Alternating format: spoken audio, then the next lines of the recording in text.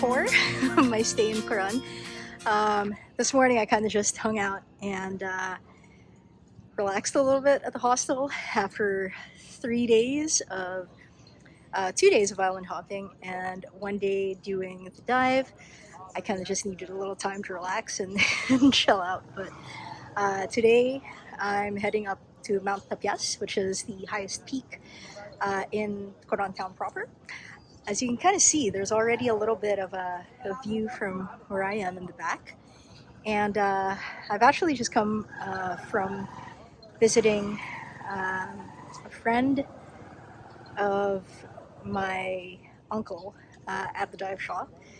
And they run Coron Nature Farms, Coron Natural Farm, sorry. And I wish I had known about what they do beforehand. It would have been amazing to go visit. But hopefully it's just another reason to come back to Coron. And we just had a really amazing conversation about the different types of foods and the culture around preserving some of these foods in Coron. And yeah, I mean, I just really look forward to an opportunity to come back here and learn more about that. As you can see, I'm also really quite sweaty right now and my hands are really shaky. But let's head up and check out the view from the Mount Tapyas deck, and we'll see you again in a bit. I've made it to the top of Mount Tapyas. As you can see, my face is all red. I've spent a couple of minutes just trying to catch my breath. But we made it to the top in time for golden hour. As you can see, the sun's just about to set behind us, and it is so beautiful up here. This area overlooks the main port in the Bay of Coron. And let me just swivel around here so you guys can see what's behind. So this is the giant cross that everyone coming in on the boats can see. And it's actually really pretty because at this time of the day is when most of the boats doing the full day tours are on their way back to the port, back to the pier. So you can kind of see that a little bit too when we swivel around over the back here. It's so beautiful.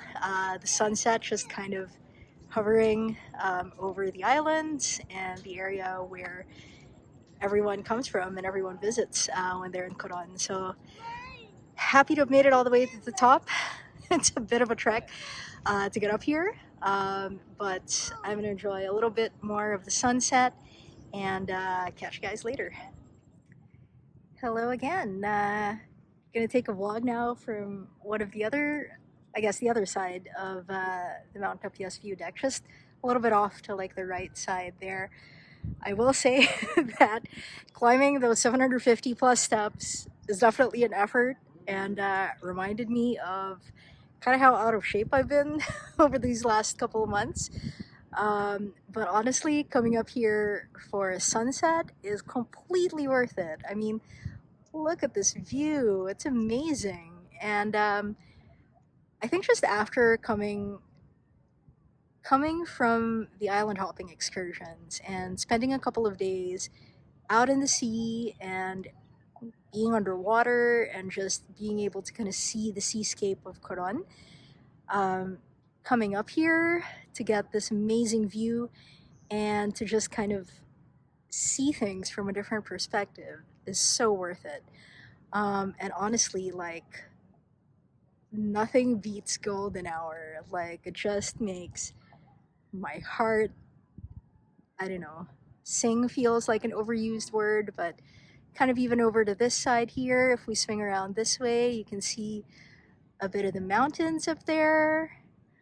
And it's kind of grassy sort of in this area, but I just, nothing in the world beats this view.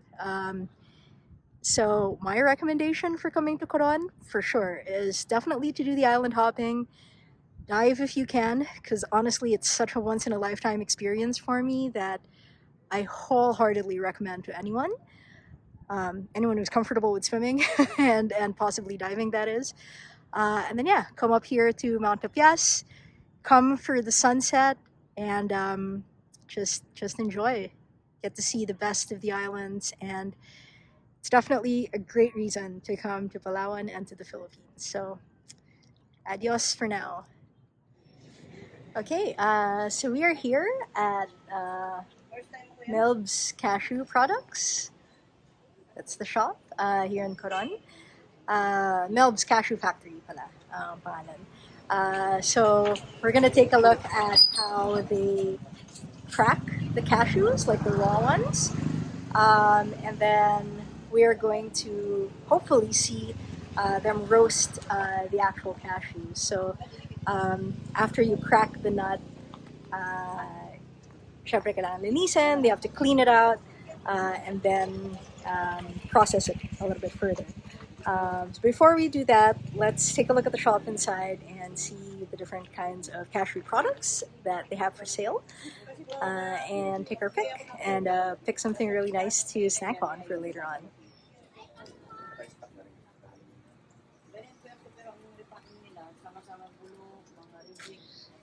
Okay, meron silang toasted, roasted, langka, may brittle, may fresh pero hindi season ngayon. They have toasted kasoy, yema with kasoy, cashew.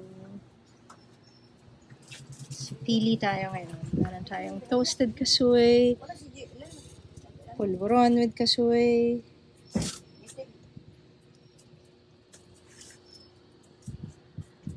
ito pong bandi with langka. Ano po siya? May langka na... Ito mga patikim-tikman nyo. Sige, tapikin po ng ano, may langka. Landoy?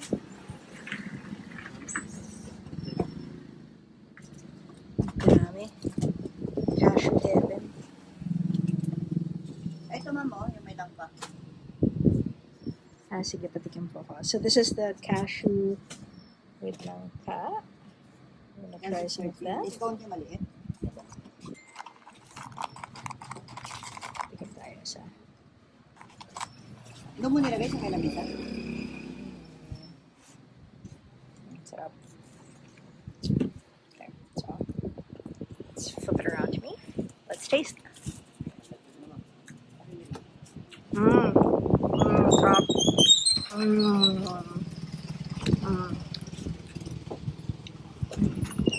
Sarap. Thank you.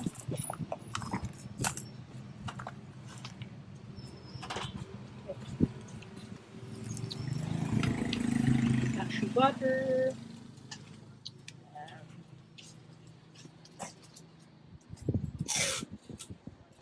Yan, isa-isa lang po yan. Isa-isa lang ang pag-ano, no? Yes po, pero nakahulmahan na rin po siya, hindi na rin po mahirap. Kasi may ano na po siya, may pasukan ng ano. Anong season po ate ng ano? Ng... January to April, ma'am. Kung Ah, nakapunta po kayo ng Hot Spring, ma'am, doon po makikita nyo pa lang po pagpunta nyo yung mga ano niya, puno. mga puno? Opo, Ah. pero wala pong bunga. Yan, ma'am, itry nyo po. Sige, papatry ako. Sige po. Ito, ma'am, videoin ko kayo. Sige.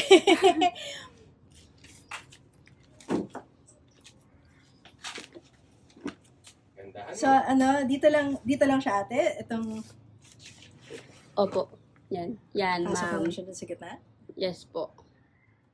Yan si ate, oh, nag-umakto rin.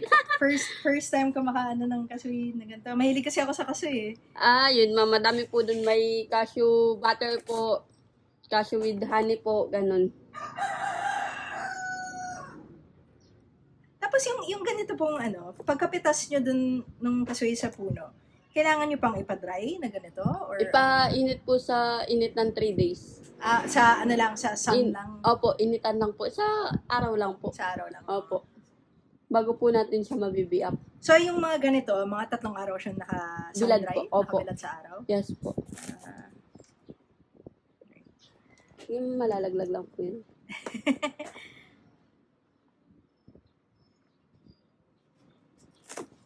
actually, madali lang naman siya.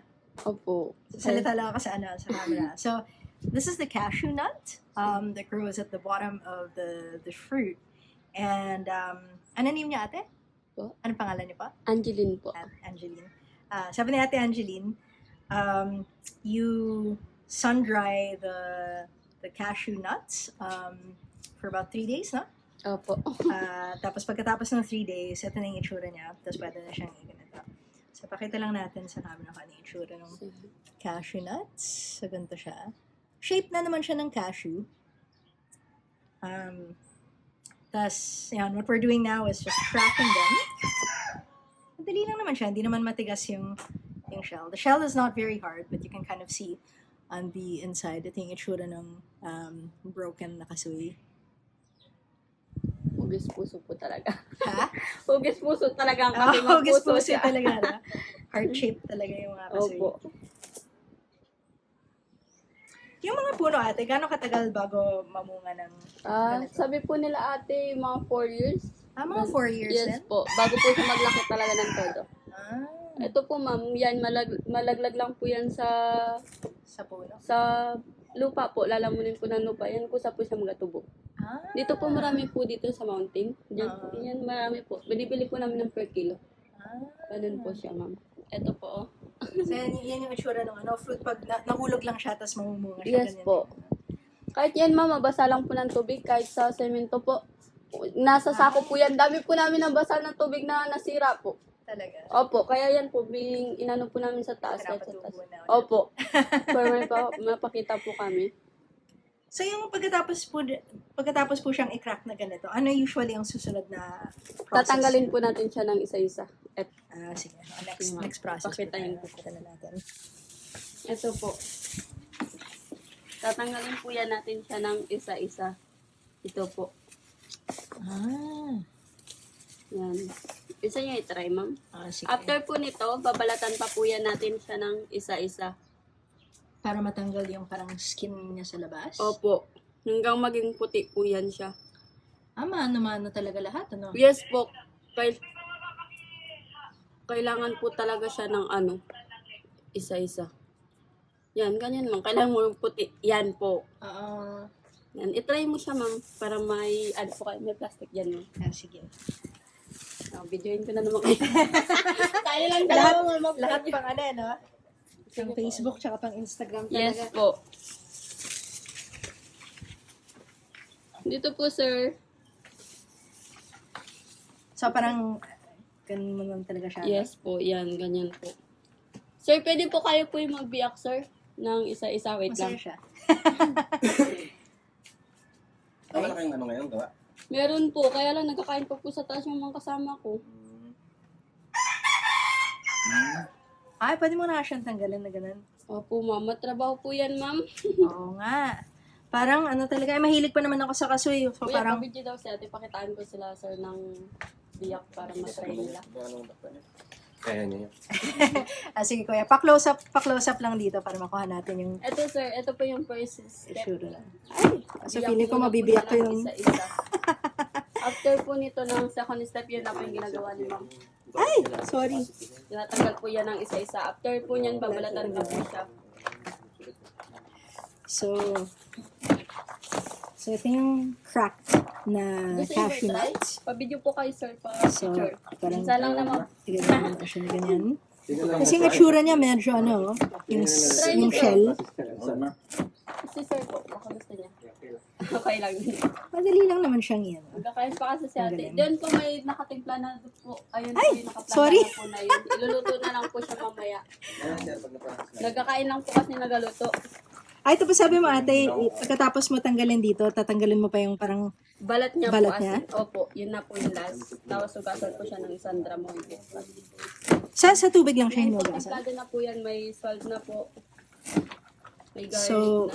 okay, so pag na-crack na yung shell, ito yung itsura ng kasuy na kalahati. Tapos ang sabi ni ate, tatanggalin mo pa rin daw yung balat nito. Isa-isa. Naku, mano-mano talaga. Yes, mano-mano po. Very manual ang process. Yan sir, bago po natin siya mabibiyak. Yung nasa fruit pa. Ay, wala sir. Kasi ang tagkasoy po talaga, siya, January to April po.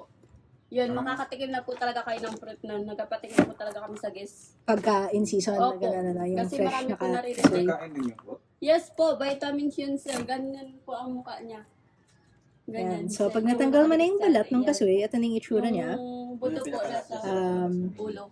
Tapos, ang gagawin, so pagkatapos nito ate, ano na, Hugasan na po siya ng 1 drum.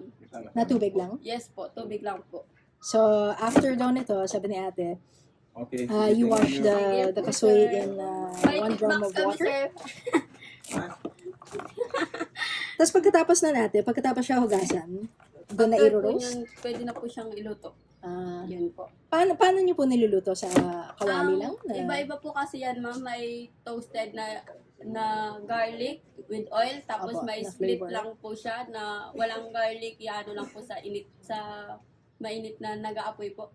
Yun, matitikman niyo po yun sa taas. Tapos may bandewid lang ka po yung minatamis.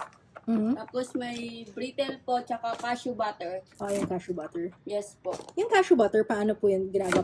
Pagkatapos na rin yun i-roast, ginagawa siyang Hindi cashew ko po butter? alam nun paano po yung process nun. Kasi may factory pa po kami sa Guadalupe. Yun po, dun po nanggagaling ang cashew butter. At saka po yung ano ba yun? Yung raw na buo po. Ito, natanggal na yung balat niya. Opo, yan. Maganda po yan. Yung iba kasi pag natatanggal na po. Salamat. Sige po, ma'am. Wala ko na ng mga pictures. So, ayan, ang galing. Finally, nabisita ko na yung cashew factory dito sa Coron kasi alam ko, specialty din nila yan dito. And the fact that I eat cashews a lot. Ito, isa sa mga favorite snack ko talaga sa bahay. Every taste po dun sa taas, ma'am. Ay, sige. So, we'll get to taste the cashews also a little bit later on.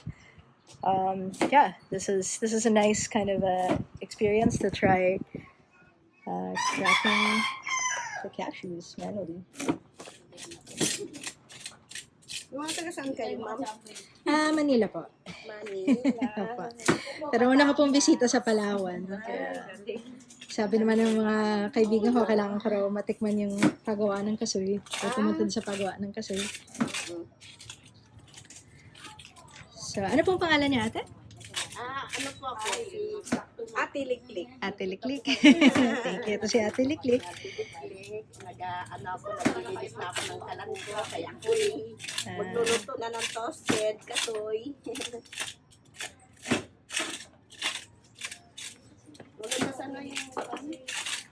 Maganda sana yung umpisa namin. Pag nakaapoy na siya, no? Nakaapoy na siya, maganda sana yun. Gusto nyo, ma'am, mga ano lang. 30 minutes, balik kayo. Balik ako. Sige.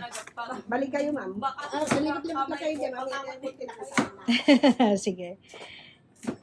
Ayan, so andito na tayo ulit sa pagawaan. Kita niyo si ate dyan, nagluluto ng kasoy. Hello, kaway-kaway po. Ang galing. Siyempre, na-appreciate ko talaga yung kasoy ngayon kasi ang hirap pala talaga, lutuin, tsaka i-prepare. So, ayan. Nice to know.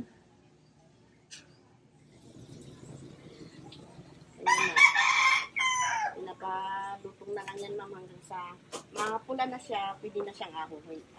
Hanguin. Opo. Mga gano'n po katagal yan? Mga isang oras? Meron Ganun po? po. Tapos basta ang apoy naman, ano lang? Ganun lang po. Ganyan lang. Ganyan lang po.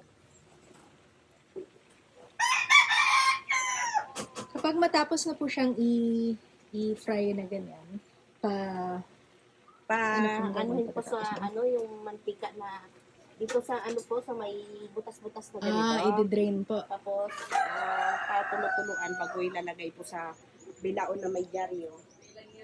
Saka po dadalhin na doon sa taas. Saka nadadalhin Doon po para sa i-repack. Okay.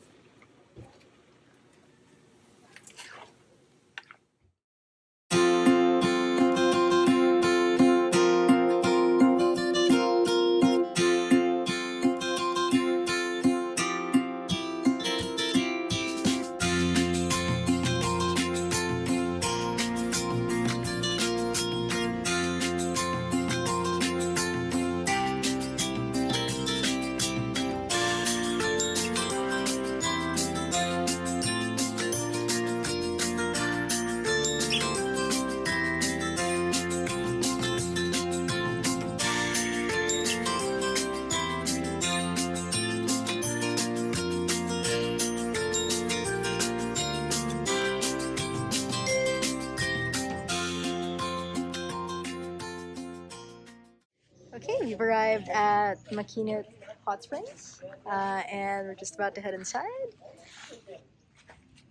Exciting. I'm ready to relax a little bit and take some time. Alright, so we're at Maquinit Hot Springs, and it's quite pretty out here. There's some cottages, and this is kind of the entrance area. And what I quite like is the mangroves are right here. You can kind of see, like, it really is just the mangrove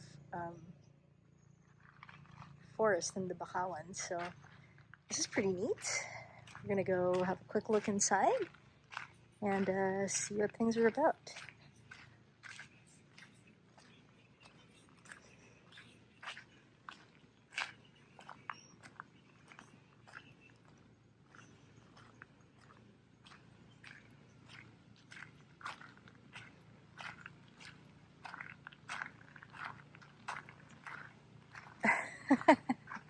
Don't feed the monkeys, apparently. Oh, because they feed on the cashews, on the cashew trees. So they don't recommend, well, stay away from the monkeys, basically.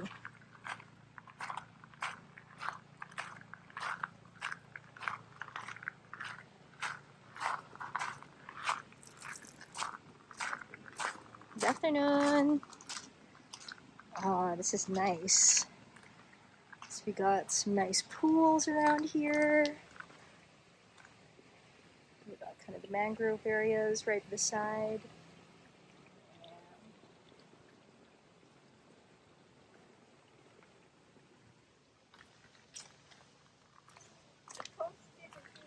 Oh, the view is pretty.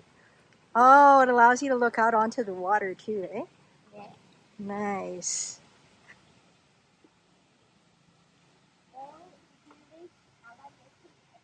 Yeah.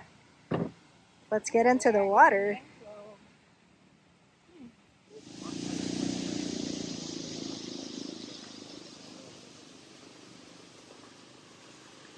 Okay, so we're gonna take a look at the rest of this area down here.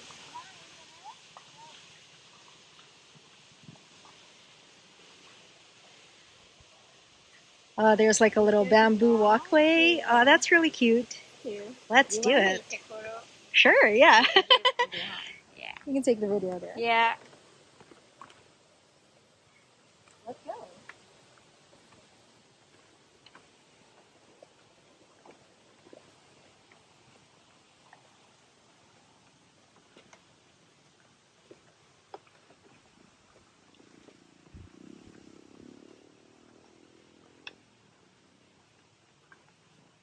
It's nice that it goes all the way out. So basically it looks like they've built the hot springs around the mangrove forest. Like you'll see here, we're surrounded by the mangrove trees. And I'm a huge fan of that because the mangroves are such an important part of like the local environment, and they're what help keep the water, I guess it helps keep the water at bay and helps prevent flooding and everything. So, so let's take a look over at what's at the end here. Now, the whole walkway here is made of bamboo, and so all sustainable materials. More check. And once you get out here, you get this lovely view of this part of Coron.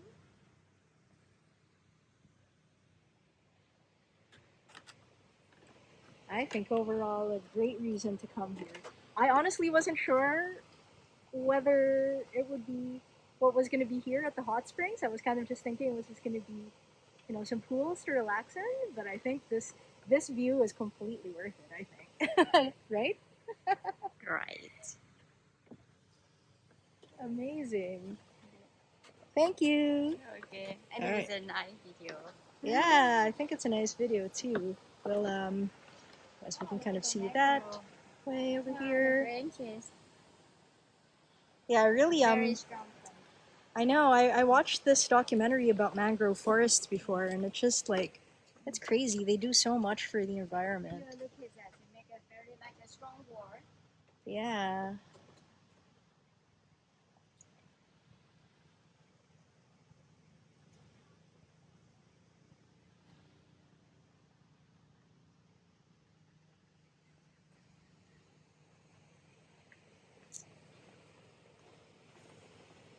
It's just walking around here.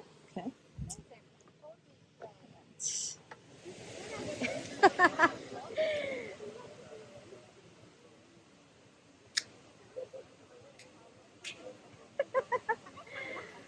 Well, me having a beer at a hot spring is my happy place.